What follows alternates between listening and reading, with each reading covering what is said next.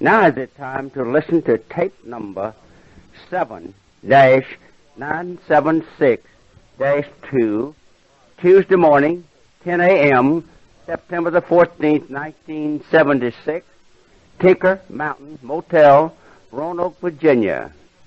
Dr. Ream, session number 2, Cause and Effects, Theory of Ionization, Tuesday morning. Change the first number to a 7. Now this, what's that? Yeah, the age 48. That's 48 years, that's right. It wouldn't matter in this case whether it's 48 or 30, except that the time it lasted much longer. I thought I'd change the 48 before stop the class. But anyway, now we have a person that whose pancreas is not manufacturing enough insulin. Now, all the other problems are still predominating. However, we have a person that's a borderline diabetic that is not yet on insulin, Oronate, or Debonese. And there's something else about this particular person that you will notice that was not true about the other one. What would it be?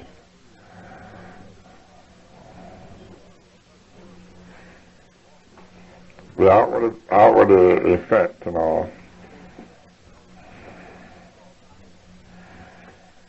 Yes? Yes, a load on the kidneys. And something else would be happening here too. Affecting the eyesight, yes. They're very tired all the time, yes. There's something else I thought you'd tell me about this person, no? Yes? All right. Yes? Meditation problem? Mental stress? Well, not necessarily, but there would be some mental stress here, yes. But there's something else about this particular patient I thought you would be telling me about it. Well, you're getting mighty warm. Someone said hemorrhaging of the skin, and they're getting pretty close to it, but that's not the one I wanted, yes? No. Allergies. What I thought you'd tell me about is that any injury or scratch or sore would be very slow to heal. Gangrene, candidate for gangrene, also for arthritis, pain in the joints. This would be as well as leukemia. One thing I want you to keep your mind on real closely, that when you find a person whose energy is lower than it should be, don't try to blame it all on one malady. Try to find all the maladies and all the causes. If you go to the doctor and he tells you where you hurt, then he treats that one hurt, one pain. But the thing about it is you need to work on the cause of the complaint. Many times the complaint, you can treat the complaint forever and ever and ever and not get the person well. And the thing about this, find out the cause that's bringing forth the complaint. I've had people with sores on their feet for 5, 6, 7 years, right down into the bone, and you could see the bone, and have them get well in 6 to 8 months, and some of them 70 and 80 years old with this kind of numbers. So what you want to do is to get that sugar down slowly so that the insulin can make vitamin C available, and their overall condition is just world different. I had a patient about 12 years ago that was 78 years old when her children brought her in, and they had to help her to walk, and she looked like she was 110 or such a matter. Sores on her feet. she took the bandage off, and I was looking at practically the bone, well, it was the bone, right in the heel, as big as a silver dollar, when they were worth $1. Yeah. I wasn't talking about the other substances in them, just the silver. But anyway, after 8 months, her feet were completely well, and she was driving her car, and she brought people by the carload in there for testing. At 78, and she kept on until I was stopped from practicing in Florida for 2 years while we fought it through the Supreme Court. And she's still doing real well now, and she's nearly 90. She doesn't drive her car anymore, and she is the mother of the lady that was so fat. And it's amazing what God can do when you obey the rules. Yes? Was that person's eyes, the vessels in the eyes being ready to... It would affect the eyesight depending upon how long it had existed. Probably at 48 it would have existed for a long time. Now, one thing I want to recall your attention to is this. In this case, a doctor might tell this patient that you're not a diabetic because he measures the glucose only. It is possible to have a glucose of, for instance, 80, and the doctor would say you're not a diabetic. Or you may have a glucose of 119 9/10, and you would not be called a diabetic. But any time the glucose moves above 40, you are moving toward a diabetic condition.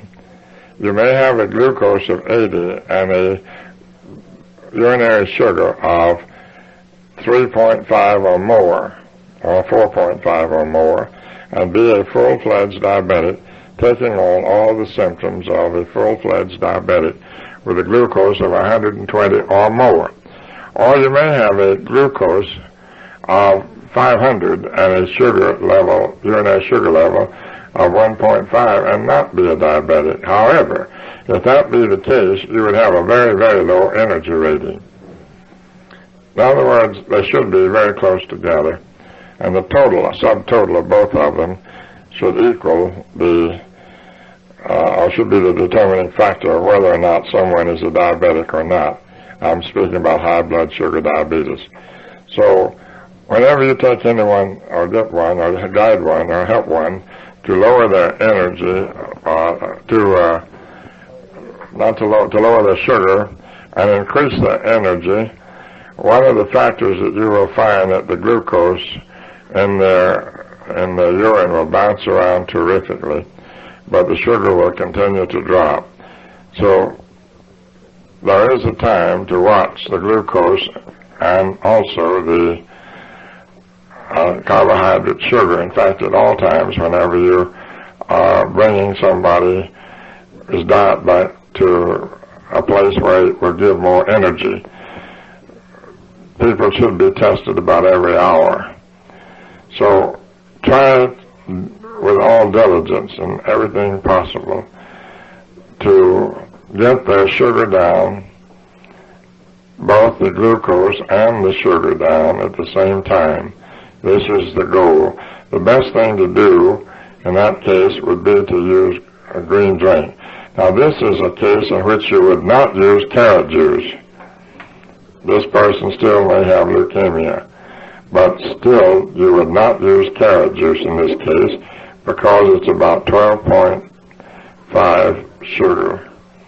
That is the best of carrot juice. The worst of it gets down to 7 or 8 sometimes. Tastes about like dirty dishwater. Yes? You mentioned that one should test every hour. Should that demand a $5 royalty for each one of those tests? No. No. There's a $3 minimum. What we generally do is we have a refractometer that we rent them by the day, and they do their own in this kind of a case. We generally rent the refractometer $3 a day, and then you only test about one. Then you only look at them once a day, which you generally charge whatever your office call is, $5 to $8. you still pay $3 minimum per day on a patient like this. You can charge more than that for a refractometer if you want to. You know what they cost. There's a lot of different prices in refractometers. You generally get what you pay for, and generally those cheaper ones won't stay put, and some of those cheapest ones you cannot adjust them, and you have to adjust them throughout the day. So just be careful. And refractometers, you can get in a lot of trouble with them. We got the cheapest one that we could find that would anywhere near stay put. Now there's another one we're going to have that's going to cost around $750 or $800 that it stays adjusted for a lifetime almost. I had one in use 30 years when I had to have it, somebody dropped it and it broke one of the lenses and I had to have it put in and they charged me $455 to put a new lens in. I beg your pardon, $452 to put a new lens in and overhaul it. But one of those stays put and they're very, very good. And it is that one that I use to keep all the others zeroed in on what they should be. Now sometimes, whenever some of them say zero, it's not zero. Just because you test plain water and it says zero doesn't necessarily mean that that refractometer is correct. How do we know? Well, the only thing about it is we have these high quality instruments that we test them by. They can be defective, in other words, the zero can be in the wrong place on the prism. So the thing about it is, my advice is to you is to let the instruments alone except the ones we stand behind, because you don't know how much time it takes to check out every instrument to find out that they are zeroed in. We're also working on a solar bridge which has a direct reading, and we're also working on a solar bridge that can give you a few other facts at the same time. But 800 times out of 1,000 they're accurate, but 200 times we find they're not accurate. So we cannot take the risk in that kind of a ratio. So do not try to use the solar bridges unless you know, unless you use the other test also, because there are areas that are high in aluminum which does not show on which does register on an electric meter that does not show up in our test here. The one we give, it does not pick up aluminum, it only picks up the soluble anions against the resistance between the anions and cations without touching the metallic substances in the specimen. So the more you hunt shortcuts, the more difficulty you're going to get in. As I've been in this testing now 50 years, and I've got my eyes wide open, not only to what I'm doing, but to what many, many other people are doing and what many other instruments can and will do. And I have now just gotten in 3 new instruments to try out to see if they meet the specifications. But it'll take me a year to get them tested out to stand and prove them to whether or not they will give you the right answer or not. A wrong answer in the reading can give you a wrong diet. So just be careful. You do not understand how much work it takes in order to keep these instruments guided and zeroed in correctly.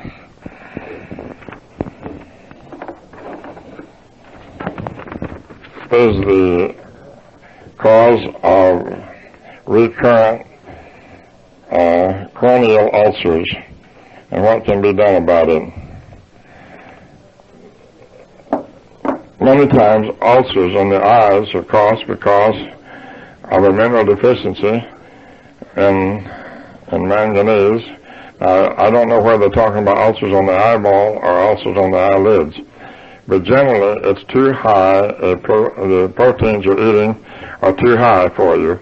In other words, whatever the pork is generally the most common cause of it, catfish, shellfish, whole milk, those are too much butter, too much fats. Those are the most common causes of corneal problems, as the food is digesting too quickly. And especially pork, ham, bacon, catfish, tuna fish, those are things that are generally the cause of it. Yes? This situation I have on the board here where you want the person to watch their sugar every hour. In fact, maybe even let them take a refresh time at home with them so they can do this. What sort of things should they watch for? So, I mean, Well, keep it between sugar between 1 and 2. By the water and lemon juice? Yes. Yes, we need all the I numbers for the computer. For each test? For each retest? No, about every 2 months.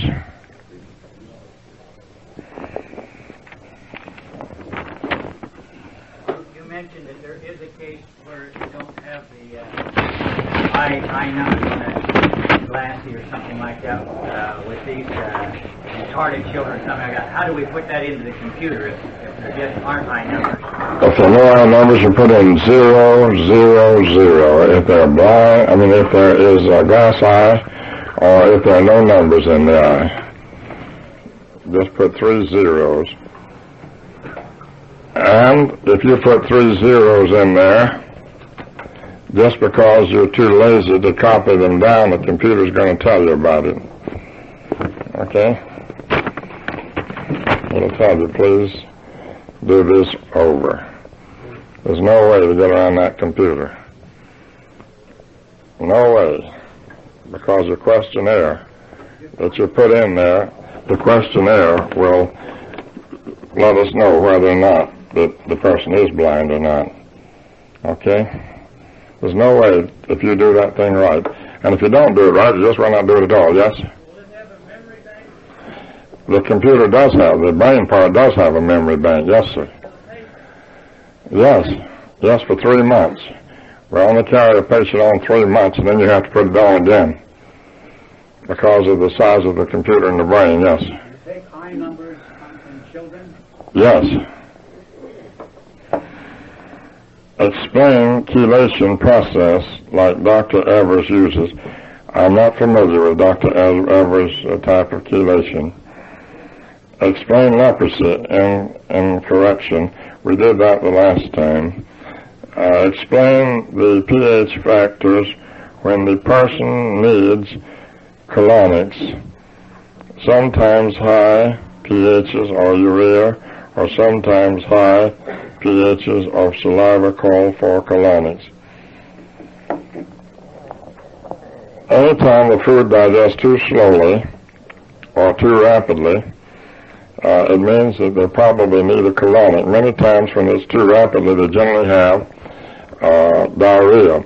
But also a colonic is excellent for diarrhea because in many cases there's a ball inside of the colon that is the incubator for the anaerobic bacteria.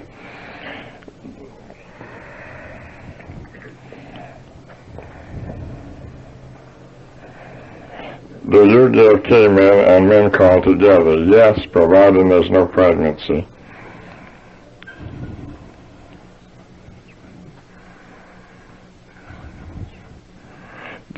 Discuss the pH factor in Collagen disease.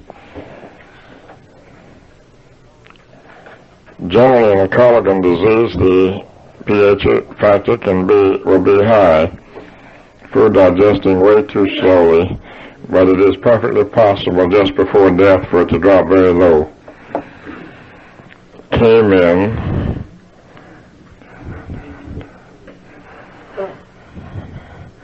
came in 2 or 3 times a day for 12 days, and then one a day, one with each meal until the bottle is taken, is the way to get rid of worms and many parasites. The reason for this is that the longest time that the egg can last without and still hatch is 40 days, and sometimes not that long, but the longest it has been proven has been 40 days. Generally, in the first 2 days or 3 days, you will kill out all the worms that are big enough to lay eggs. And generally, by taking the K-men consistently, you will not miss one time. You will get rid of all of the eggs that lie hidden among the coli, and you won't have any worms after 40 days or any eggs to hatch. In the meantime, the diet that you are on should so strengthen the gastric juices so that it would naturally destroy the worms or parasites in the intestinal tract. Also, K-men is good for fungus in the uterus, which many women are troubled with itching and irritation in the body part in the vagina and lower uterus during the fall ragweed season and goldenrod season. Every year they break out with a fungus, and generally K-men will solve that problem by taking it systematically. There are people that have Arizona salmonella that should take 2 K-men 3 times a day for the rest of their life.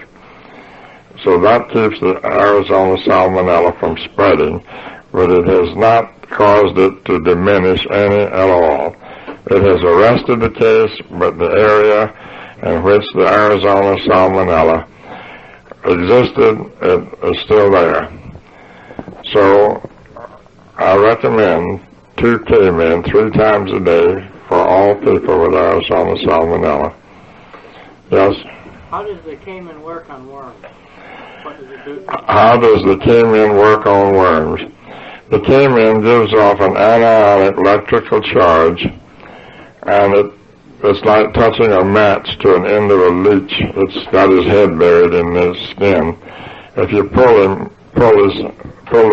to pull the leech out, his head pulls off and his head stays in and causes a sore, or swelling, or a little irritation there.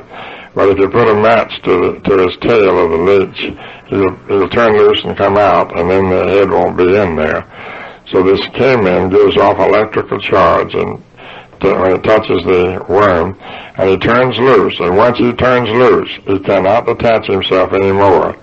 Unless he attaches himself at the time the egg is hatched, he cannot reattach himself.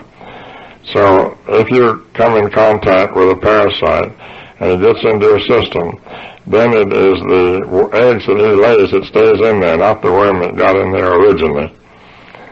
Does this take care of parasites in other places besides the digestive tract? Many times it does, but however, I also find that, or have it been told to me, that there's certain types of paramecium that it would not touch. However, I have not experienced such a case. Also, the Mexicans generally have very few worms, those that eat a lot of hot peppers. Yes? When you go to southern countries like Mexico and you get something called Montezuma's Revenge, would this be good for us? I do not know. Some of the viruses you get in foreign countries, would this be good for them? I don't know, bad for them, I don't know. I have not tested it out on all viruses. On trichinosis in the muscle, providing they're not in the intestinal tract, it does a fabulous job. K-men does, yes. So this is excellent, yes? What do you recommend? I think you said something down the street I didn't get for allergies. It's ragweed or hay fever allergies. Generally get your calciums back to where they belong and your oxygen, and you won't have any allergies. Do you have a vitamin B, one for that? Well, maybe for one individual, but not for everybody. Does anyone else have any question about what we've just covered? If not, I want to put a new problem on the board. Yes? This doesn't relate to that, but the ladies and I would like to bring cottage that we should ask you, is there anything or what keeps a young teenage girl from her breast development? Would you come up and put this? What is lacking in the system that keeps a teenage girl from developing breasts? Anything lacking, it's a genetic factor. In most cases it is. Also, I hate to tell you, but sometimes it's a stock factor. A stock factor. In other words, genetically weak. Small breasts are generally considered a sign of weakness. However, the person may be full of enthusiasm and have an energy level way up there, but their amount of natural born energy is not what it should be. For instance, generally women with larger breasts have healthier babies, generally speaking, not always. I mean, when the baby's first born, but generally after the baby's born, more has to do with what the baby eats and how the baby is taken care of. That's very, very important. If you know what the mother's weaknesses are and then correct them in the baby's diet, many times the baby won't have the mother's weakness. But if you do not correct it and the mother continues to feed the baby on the same thing that she still eats and depends on the breastfeeding, then the baby will naturally develop the same problems as the parent. So these are factors that you need to know. Now I want to put on the board some bone structure to show you something about the development of bones.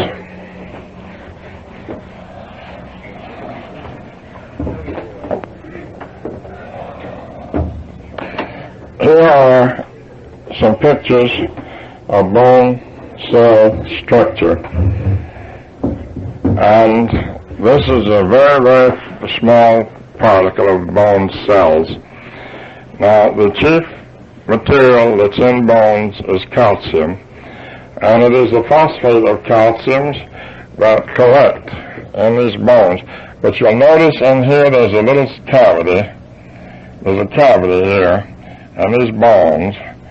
I'm going to try to make it so that you can see these cavities very plainly. You notice these cavities that's showing up in these bones here. Now, if there is a mineral deficiency of molybdenum and fluorine or fluoride, however, it's colloidal fluoride and colloidal molybdenum, then these areas in this bone will be filled, and there will not be any space in those areas between the cells. Or colloidal substances like jewels in a watch. Now, the less number, or the greater the number of cavities in the bone structure, the weaker the bone. And the greater number of these cavities that are filled with these materials, molybdenum and fluorine or fluoride in colloidal form, the harder the bone. I have seen bones in animals that look almost like pearl. They were so hard, and even glassy looking. It was just so very, very hard and very, very heavy. But yet I've seen others that were very, very soft. So in correcting problems in the bone, wherein you have cancer of the bone, you need to furnish a substance in colloidal form. And the one that has these substances in it in a form that can be used by the bones, the fingernails, and so forth, is Mincol, M-I-N-C-O-L. Mincol is a natural form of bone meal that was probably originated back in the Ice Age, is the idea of some of the geologists, because they find large teeth and so forth in these phosphate deposits. And out of a ton of this bone meal, there's about 60 pounds of colloidal substances, but you can only get out about 2 to 3 pounds out of it. We have not learned to get it all out yet, by any means. So this is why Mincol is as expensive as it is, about 12.5 cents per capsule. Something in regard to that. And this is why it is only the substance of bone meal without the other inert ingredients. And it's 100% available to the person from an infant baby to an octogenarian. So this is the way that bones are made and what makes bones hard. Now these cells, you're talking about a space here smaller than a pinhead. straight pinhead, and you see what happens and how it happens. And under an ultraviolet ray microscope, it bears out the existence of cavities in soft bones and the solidity of the bones in harder bones. So this is very important to see that your patient gets enough Mencol in his diet to replace the bones. One reason that mother loses her teeth during pregnancy, or the prospective mother, is there's not enough colloids in form to replace or to manufacture the bone needed by the fetus in its development, and therefore nature draws from mother's bones and teeth in order to supply the infant nature's desire to leave offspring, and that's why mother loses her teeth, and that's why there are cavities in teeth. This is why tooth rot is because of lack of Mencol in their diet. You can take people with cavities in their teeth, regardless of whether they're pregnant or not, or whether they're young or old, and still have their teeth and supply Mencol, even though with cavities in their teeth that have been filled, and the cavities will fly out because nature starts to grow up and pushes the cavity out. It has to be replaced for a time or two until nature completely lets the tooth grow out like fingernails. If the tooth ever loses its ability to grow and become longer, that tooth then can very easily become a problem. So it also prevents ulcers in the gums, and nature will even draw from the gums and materials around it to supply the need. When it overdraws its account, then you have ulcers under the teeth and the jawbone, and therefore you get into great difficulty, all because of a mineral deficiency in which Mencol will supply that need. Yes? How long does it generally take for small cavities for Mencol to rebuild it if you're taking 2, say 3 times a day? How long will it take Mencol to repair the cavities if you're taking 2 to 3 Mencol per day? Generally on children, a tooth will grow out in 6 months from the gum out to the end, and an adult 20 years old, it takes about 8 months, and a person that's 40 years old, it takes about 1.5 years, and 60 years old about 2 years, and 2.5 years, and 80 years old sometimes 5 years. Yes. Would this be the Mencol, would that affect the problem when people's gums kind of come away from the teeth and get those pockets between the teeth and the gums? Yes, it does. It affect also pyorrhea. And yes, it prevents pyorrhea if taken along with another sensible diet and keep the sugar down. Generally, when you find pyorrhea, you find the sugar that's too high. Yes, Scott? Dr. Reeves, while we're on the subject of mouth and teeth, a lot of people get these little canker sores very easily, or minute white blisters. What causes that? Malfunctioning of the liver causes the little white blisters and ulcers on the tongue, the gums, the lips, the mouth, and so forth. It's the liver is malfunctioning. Yes? Yes? Is comfrey good for, does it have those elements in that knit the bone? Does comfrey have the elements in it to knit the bones? If it is in the soil where the comfrey is grown, yes. And if it isn't, no. Have a question? We've covered this subject. Now I'm going to give you a problem.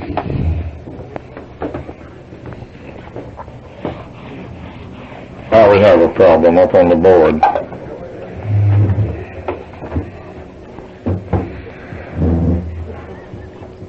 The first number, the age 2 months, height 22 inches, weight 10 pounds. 1.7, 720 over 640, 8C, 1M, 72. The question is, not what is the problem, but what would you do to bring this child's numbers back to normal and its nursing.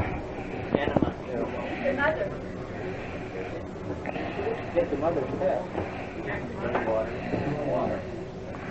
Lack of water. Give it an enema.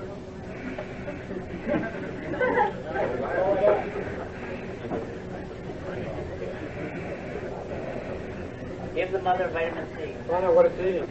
Find out what It's nursing. Baby's just being breastfed. water. Get the mother up. No bath. No water bath. Oil bath. No water bath.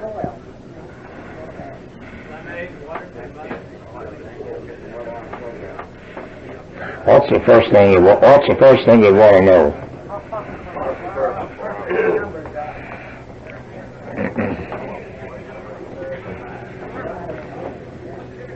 In this case, you'd want to test from the mother.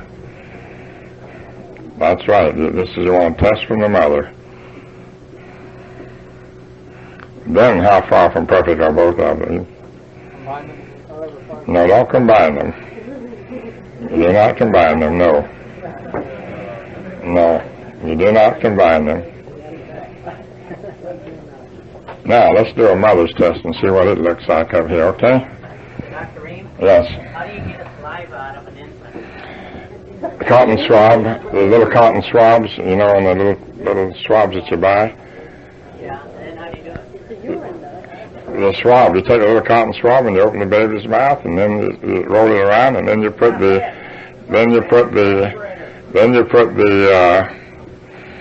swab in and just put the material on the swab and it turns the cotton the right color on pH reading.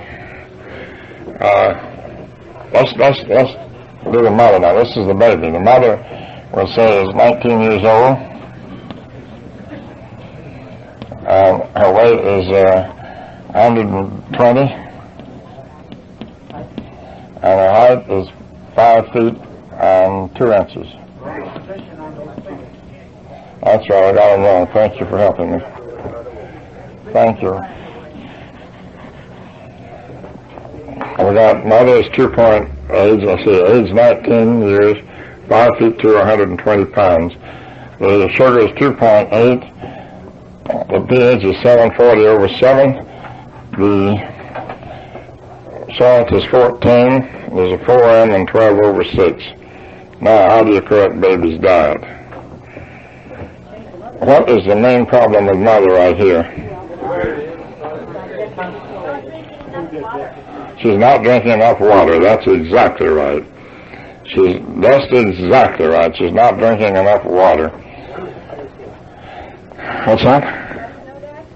Because look at the sugar and urea is up, and then so forth. She's not drinking enough water. That's the first thing you notice about it.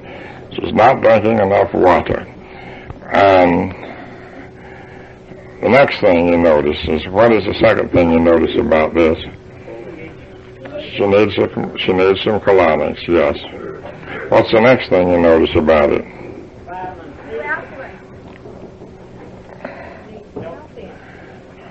Well, she needs a different kind of calcium, but something else you notice here next. Food not digested. Digesting too slow. Food digesting too slowly. Yes, but that's not the next thing I would notice. That's right, she's too tired. She's tired all the time. She's tired all the time. Now she's tired all the time. We find out that she needs water, that her food digests too slow, and she's tired. Those are the three predominating factors that you notice in that. Now, what do mothers do when they're too tired?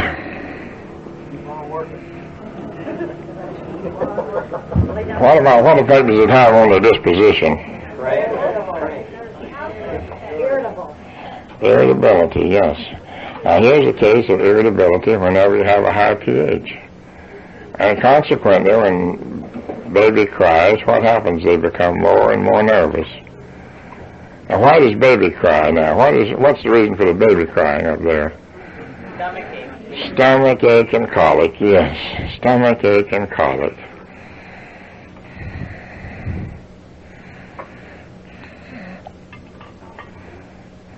And baby don't feel good, and it can't sleep well, and it needs more and more mother's attention.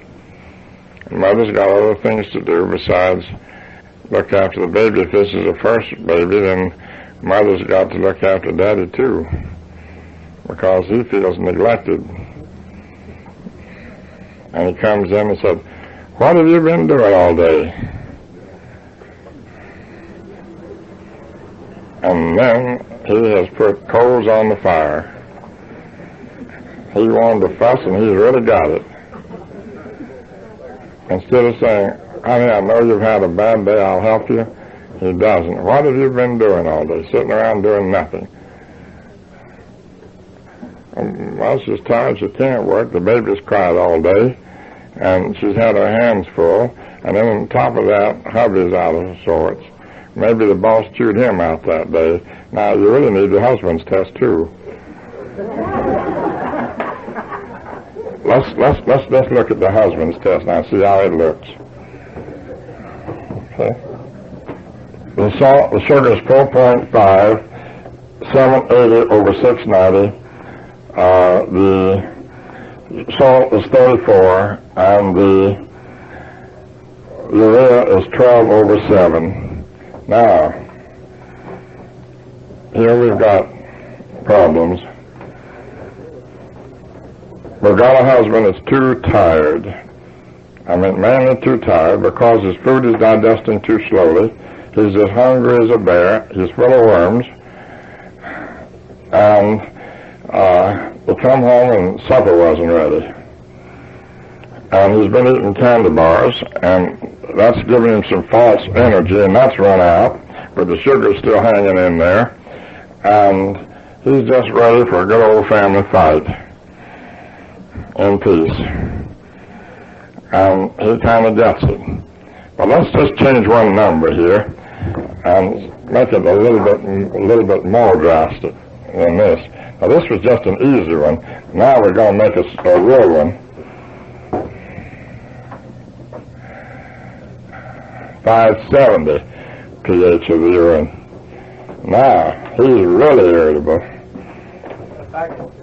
He's really irritable. Low calcium, nervous. Now he's very nervous. Before he was just tired. Now he's tired and nervous. And yeah, still eat the candy bars. So this